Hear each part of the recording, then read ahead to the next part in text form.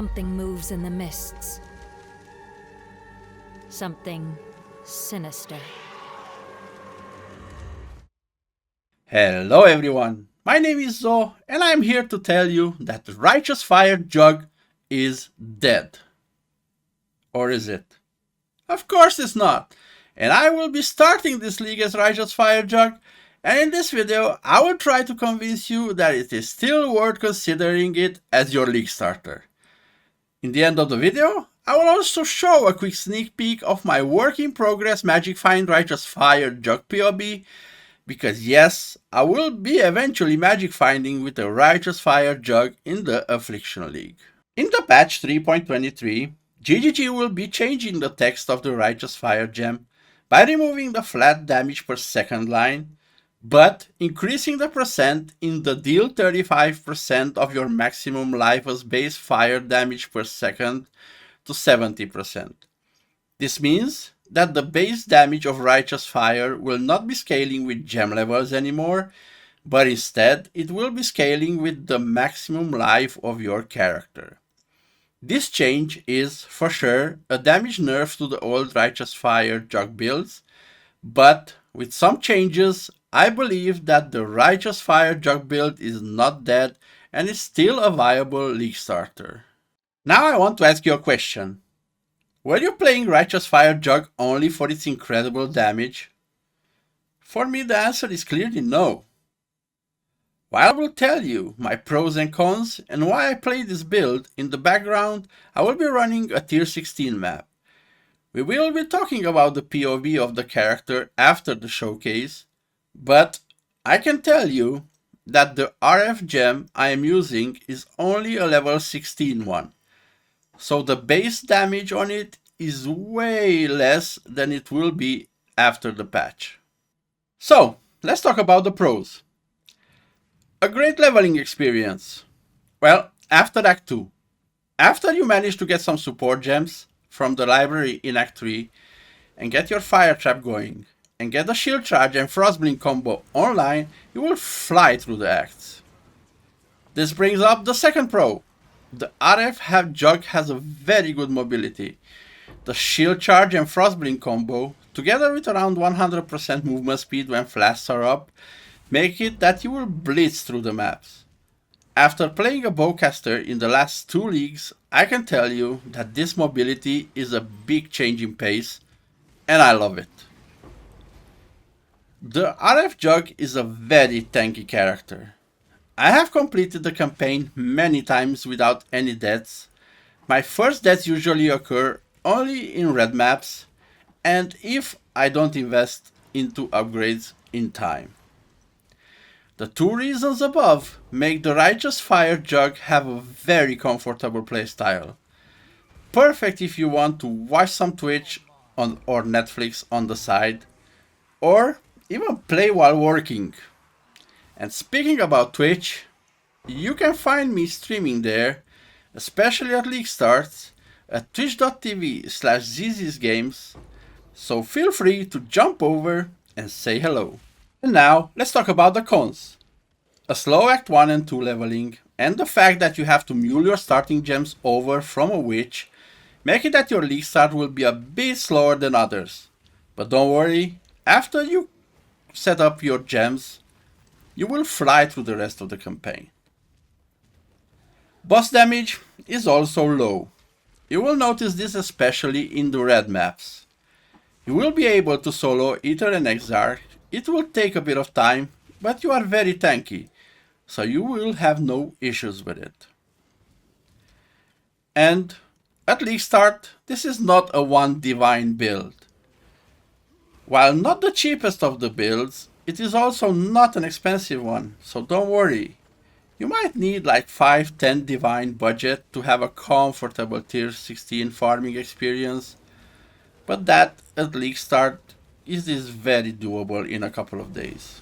This ends my pros and con list. What do you think about it? Did I convince you to play RF Jugg at league start? Feel free to comment on the video and let me know. Also, a like and subscribe would be greatly appreciated. Thank you. Now, let's jump into the character I have been practicing with. The character is named ZZ Test RF. It is a level 87 Jugg, so it is way lower level than whenever we're gonna enter and start doing tier 16s, because you usually do that around like level 90. My gear, if we check it, well, my weapon, it's just a double damage over time multiplier one with a bit of fire damage. Now, it doesn't even have a +1 fire gem or a +1 spell gem or plus burning damage, so it can be improved a lot. This is like a 20 chaos, 30 chaos weapon at league start.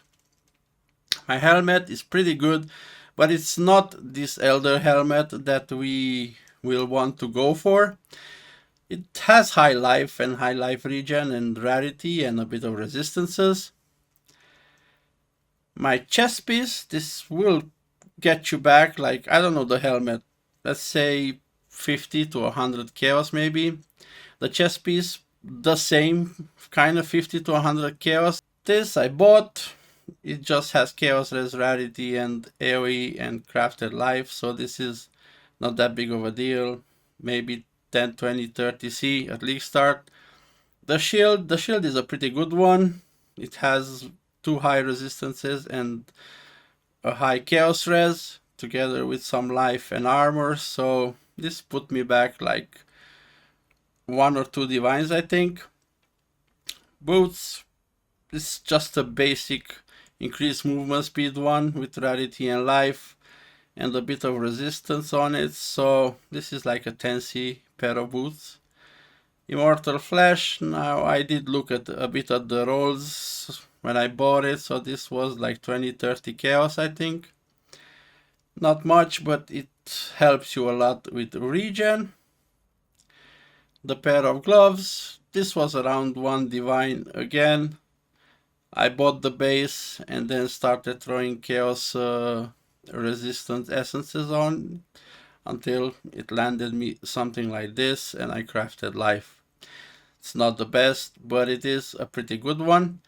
And it is kind of an important one because if you look at the implicit, you will see that it helps you apply fire exposure on hit. And it has a bit of damage over time multiplier. So these gloves are kind of a must to have on this build. The rings, I think, are my cheapest items. They're like 5 seal rings I had lying around. I didn't even buy them. They just have a bit of rarity and resistances and crafted life, so nothing crazy there either. About flasks, now these are good flasks because I had them on another character, but you can get something like this. Maybe not the gain 3 charges one, like straight away, but maybe a gain 2 charges one. We do want the ruby granite. Now the gold flask you can change with a quartz one, a silver and a quicksilver. As for suffixes, we do want movement speed, armor. I went for rarity, reduced effect of curses and attack speed for faster shield charges. As for links, well, in my weapon I have flammability, molten shell linked to level 1 life tap. In my helmet I have the fire trap, trap and mine, life tap and combustion. It's not the best for damage, but with combustion it helps with the righteous fire. In my chest I have a righteous fire. As you can see, it's only level 16. Now if you have any doubts about the base damage, the 1410, well, if I'm gonna pull up over here the calculator, you will see that with my 6000 life, if I multiply it by 0.35, it's 2100 base damage. So I'm gonna get, in next patch, I'm gonna get a lot more base damage from Righteous Fire at 6000 life than this level 16 Righteous Fire has, like 30% more. So that's why I didn't even level it up. I just went with it as is, kind of nerfed. So you guys can see that everything is still doable. A bit slower, but safe and comfortable. So Righteous Fire, it is linked to LF Focus in KoE. About in KoE, since we're gonna get from quality, Righteous Fire in the next patch is gonna get 0.3 AoE instead of some extra damage, we can easily change the in KoE with efficacy and gain 20-25% more damage that way. Of course, whenever we're gonna have some extra divines, we can buy an awakened increased area support, which will be the best in slot gem. Burning damage, life tap, and swift affliction. In my boots, we have life tap, infernal cry, shield charge, and faster attacks. In my shield, I have vitality plus arrogance and blood rage. Now blood rage is kind of important. It gives you that attack speed for faster shield charges. It also gives you the frenzy charges that make you do more damage, and of course shield charge a lot faster. In my gloves I have my auras, skitterbots, malevolence, determination, and of course frostblink. About the passive tree, it is a kind of a standard Jugg RF Jugg passive tree. Nothing interesting. The only thing I changed is I got a bit more percent life. I went for tireless. Now it is a pretty big like travel over here. It's a lot of points, but I am planning to go this way anyway, so yeah, it will be worth it in the end, I think. About passives also, later on, we will want to get a large cluster jewel. Now, I think I'm gonna go for a 12 passive one, like this one over here, but hopefully a better one that includes a bit of chaos rest too. Now this, if you go straight away with this setup, with this cluster setup, you might lose a bit of damage and life, but in the end, around level 95, 96, it will be totally worth it. Legacy of Fury, this is a must buy as soon as you will have the divines for it. This will help you map a lot quicker, and even it will help on bosses because nearby enemies will be scorched. But this is again standard for Righteous Fire Jugg, so nothing crazy there either. This is the character. This is my new hideout for the league, and this is me hyped for it. Now, I know everybody says RF Jugg is dead, but I'm telling you, it is not. It will be fine.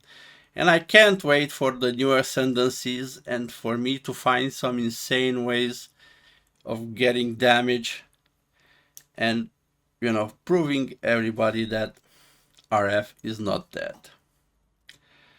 That being said, thank you guys very much for watching. Thank you for being here. It does mean a lot. Keep walking, Exiles. The next league awaits you.